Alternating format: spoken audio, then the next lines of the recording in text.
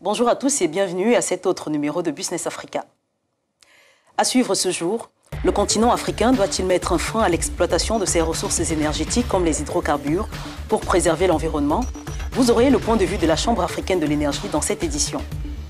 Filière cacao, de meilleurs rendements pour les agriculteurs. Le Ghana et la Côte d'Ivoire poursuivent la mise en œuvre de tous les programmes de durabilité en cours dans les filières respectives. Et puis, la compagnie aérienne Kenya Airways espère conserver sa flexibilité au cours des prochaines semaines et appelle à sa nationalisation par le gouvernement. La transition énergétique devrait être progressive et tenir compte du manque criant d'électricité en Afrique. La déclaration de la Chambre africaine de l'énergie appelle à une plus judicieuse utilisation des ressources par les Africains, en dépit du contexte actuel sur les changements climatiques. Un accent est d'ailleurs mis sur l'accès à l'énergie qui malheureusement demeure utopique dans plusieurs pays africains. En 2018, plus de 645 millions de personnes étaient sans électricité sur le continent, selon l'Agence internationale de l'énergie. Explication de William Baïha et Claudien Sono. L'Afrique ne doit pas sacrifier son développement à l'autel de la préservation de l'environnement. La Chambre africaine de l'énergie a diffusé fin novembre une pétition dans laquelle elle demande ouvertement à la communauté internationale de ne pas empêcher le continent de s'appuyer sur ses ressources énergétiques fossiles pour bâtir son économie. L'organisation rappelle que l'Afrique reste frappée de plein fouet par la pauvreté énergétique. Dans un communiqué qui accompagne la pétition, on peut lire que plus de 600 millions de personnes n'ont toujours pas accès à l'électricité sur le continent d'une part. D'autre part, l'Afrique continue à être un importateur net d'énergie. Pourtant, son sous-sol dispose d'au moins 125 milliards de barils de réserves de pétrole et 509 TCF de gaz. Plus loin dans cette communication offensive, la Chambre africaine de l'énergie reprend les propos déjà explicites de son président. Nji Ayouk explique dans un récent essai que le discours sur le changement climatique s'apparente à une initiative de colonisation environnementale destinée à inciter les pays africains à laisser leurs ressources et à dépendre du soleil. Comment tirer profit des ressources énergétiques en Afrique sans toutefois causer un impact irréversible sur l'environnement? Nous en parlons avec Eladji Aline Diouf, commissaire aux enquêtes économiques et professeur en économie internationale à l'École nationale d'administration et à l'École supérieure polytechnique de Dakar au Sénégal.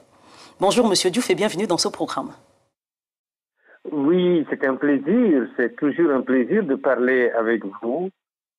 Alors, dans quel secteur doit-on s'appuyer pour espérer une croissance économique forte? Oui, nous devons comprendre que le marché intérieur africain est un marché extrêmement important et c'est le marché d'avenir parce que c'est le marché qui, en 2030, va être le plus important du monde, avec plus d'1,5 milliard d'habitants et qui, dans les années 2050, va certainement approcher les 2 milliards et quelques.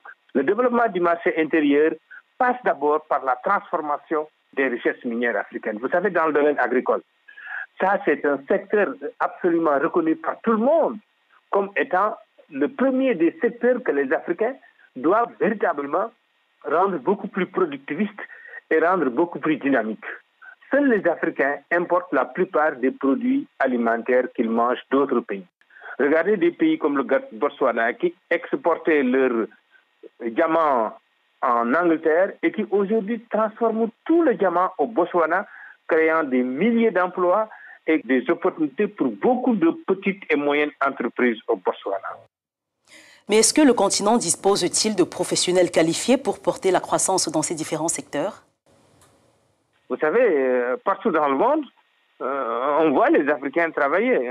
L'expert de la Banque mondiale disait, mais les Africains ne sont pas paresseux parce que partout dans le monde, ils atteignent des taux de productivité importants.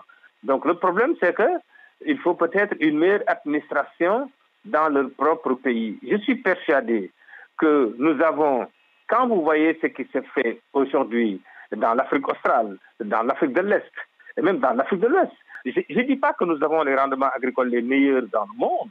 Donc je pense que nous devons peut-être améliorer la production d'outils de production, mécaniser davantage l'agriculture, faire des produits mécaniques et industriels. Il faut qu'on comprenne que c'est des forces sociales d'un pays qui peuvent faire les transformations qu'il faut. Il nous faut avoir des taux de croissance élevés dans l'ordre de 7 à 10% pendant au moins une dizaine ou une quinzaine d'années pour pouvoir véritablement sortir l'Afrique de cette situation-là. Et que faut-il faire pour que ces ressources profitent aux Africains et participent au développement du continent? En d'autres termes, les ressources naturelles ne sont-elles pas un fardeau pour l'Afrique tant qu'elles empêchent le continent de réfléchir sur les stratégies innovantes pour pouvoir créer de la richesse? Il y a beaucoup de choses qu'il faut faire. De mon point de vue, tout dépend de ce qu'on veut faire. Est-ce qu'on veut essentiellement développer le marché intérieur africain, rendre l'Afrique riche? Je pense qu'il faut que les dirigeants africains s'engagent dans des politiques qui puissent favoriser le développement du marché intérieur africain. Et dans ces conditions, il nous faut revoir aussi nos politiques monétaires. Les politiques ne doivent pas simplement se réduire à encadrer l'inflation, mais il faudrait favoriser le financement de toutes les initiatives populaires. Tous les pays développés ont commencé par favoriser leurs propres entreprises, par mener des politiques de patriotisme économique, c'est-à-dire des politiques qui permettent à des secteurs vitaux de l'économie de pouvoir accumuler suffisamment de capital et de le réinvestir dans le pays pendant une durée assez longue. Il nous faut faire des infrastructures, des routes partout, des infrastructures qui relient les régions. Merci Elhadji Alioune Diouf pour ces éclairages. Je rappelle que vous êtes commissaire aux enquêtes économiques en ligne depuis Dakar au Sénégal. Mais c'est moi qui vous remercie.